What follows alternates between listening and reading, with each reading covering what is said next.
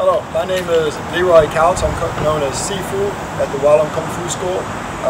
My Sifu is a teacher-father in the Chinese martial arts. It's a title that the students address their student, the Sifu with, the teacher with. My Sifu, my teacher, is the great grandmaster of the LAM Kung Fu system, brought from Shenzhen, China. He brought this system to the United States in 1970. And he has a LAM temple in Orlando, Florida. I'm a student of his, and as a student, I moved over here to spread the system for him. This is a Chinese martial art. We teach praying mantis Tam Toi style of Kung Fu, Northern style Kung Fu, Yang style Tai Chi, and Chen style Tai Chi. And this system is known as the LAM Tam Toi Northern praying mantis style. I have an opportunity to thank them for passing down Kung Fu so we could practice it today. So the first thing, of course, we do is we pay our respects to the masters.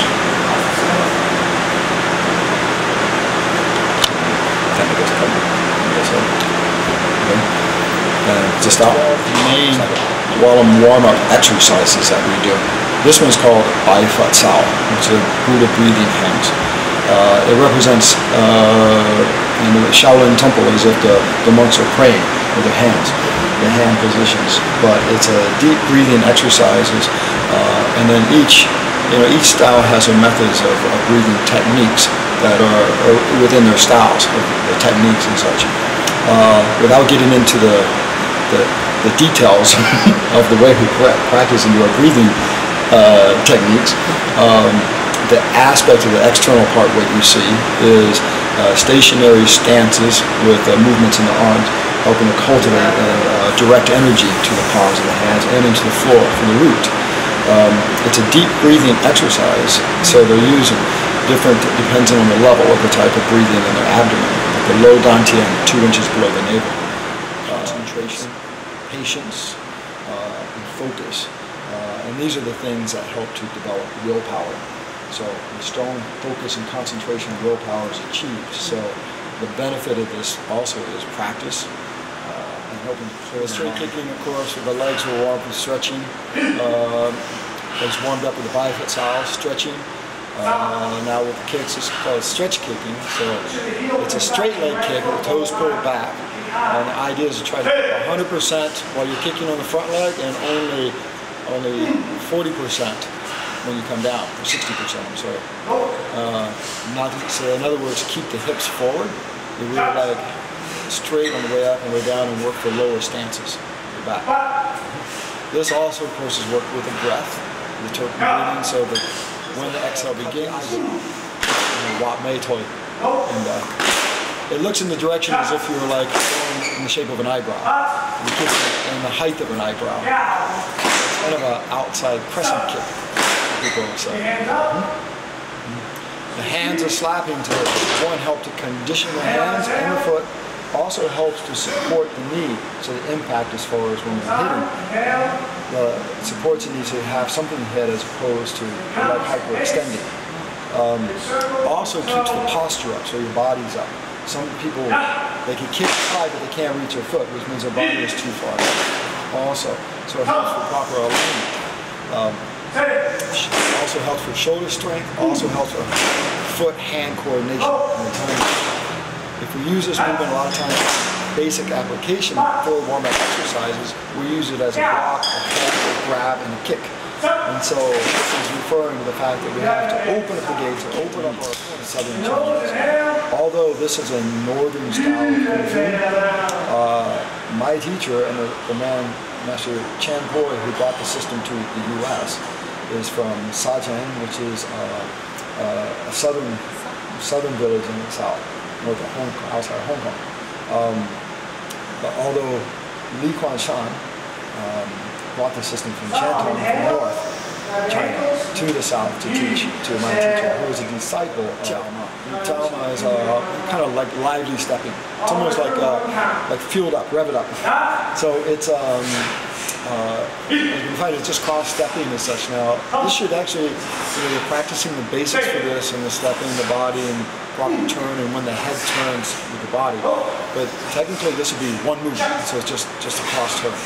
we term it a lady horse stance exercise because the stance that they're using in cross leg is one of our stances resembles a Chinese character for girl. And so we call it lady horse stance because it resembles a Chinese character for that. And so we call this lady horse stance exercise because you use that as a transitional movement. So you can go from lady horse to a horse or to a cat horse or so. But it's changing directions very, very fast. There's many different steps in schools in Germany, one in Switzerland, and one in Brazil. Break the nose, knock them out. Go. Hands up, you shoot your feet. And look at me go out of the jab. One, hit the nose. Jab cross, go. Set. Jab cross, go, go. Time with it, do it again, go. Nose, nose, head, go. And here we go. Up. Set. Right on your feet. Go. Set. Elbows up. Go. One time. They're on. Go. In English. Respect great master. Respect Sifu. Respect teachings being taught. Left side, Chinese. Hot gun. Hot heat. Hot kung fu. English. Learn kindness. Learn fellowship.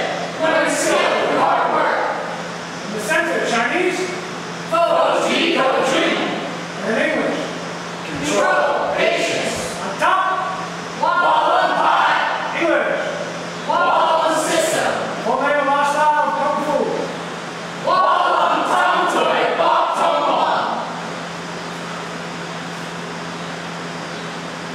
Up.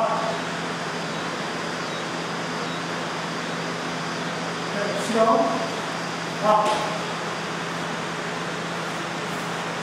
Turn. Sifu.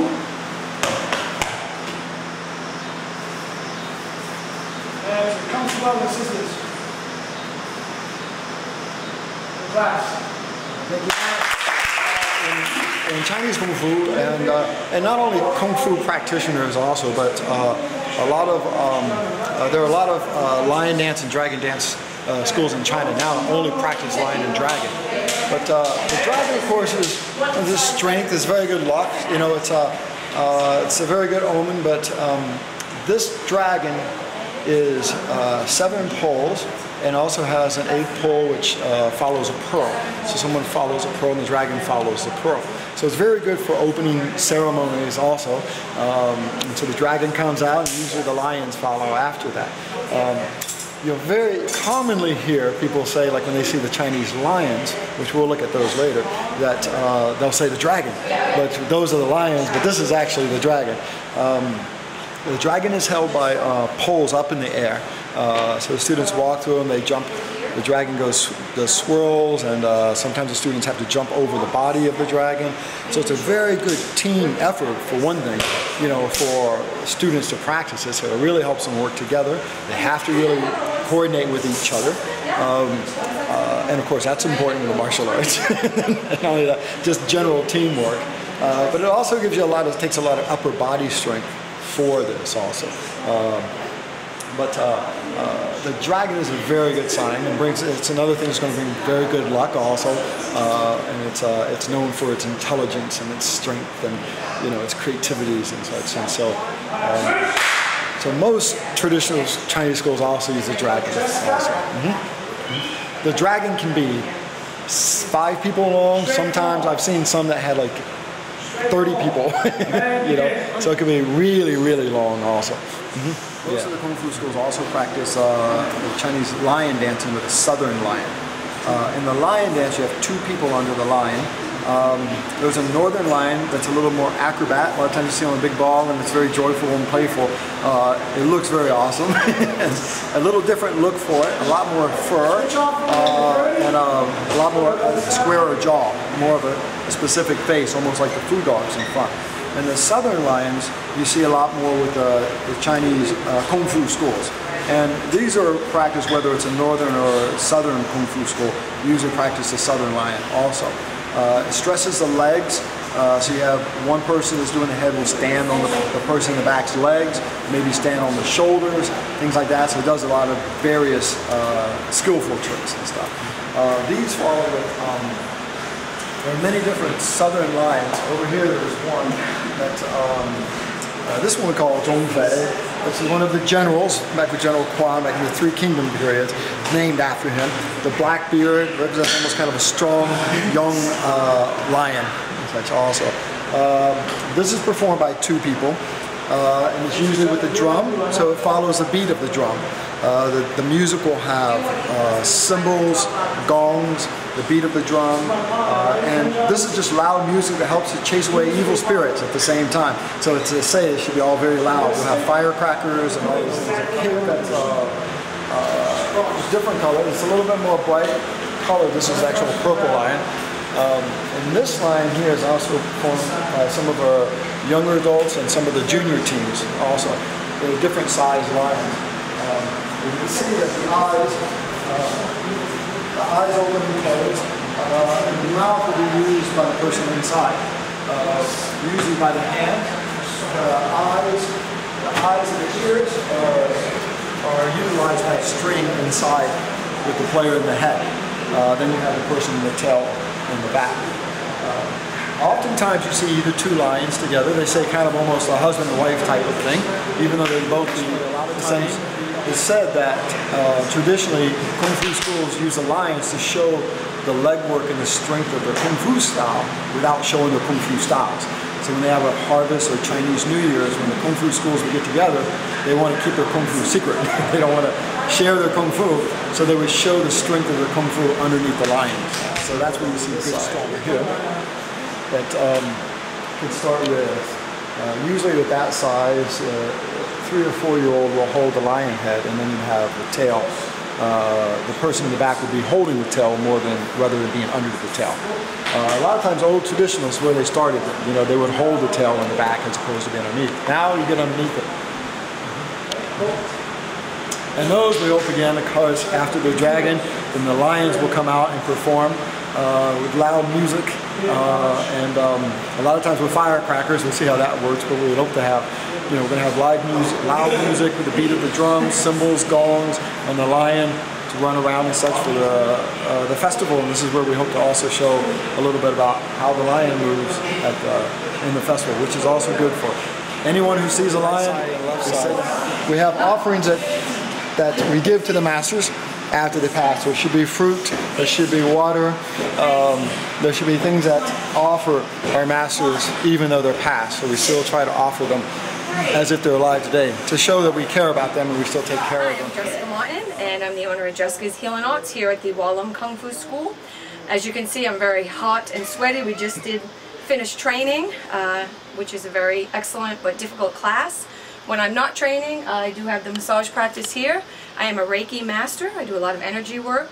I am deep tissue Swedish massage trained. I also do some isolated assisted stretching, can help with injury rehabilitation. So if there's anything you're interested in, feel free to contact the LAM Kung Fu School. And I've been a therapist since 1996.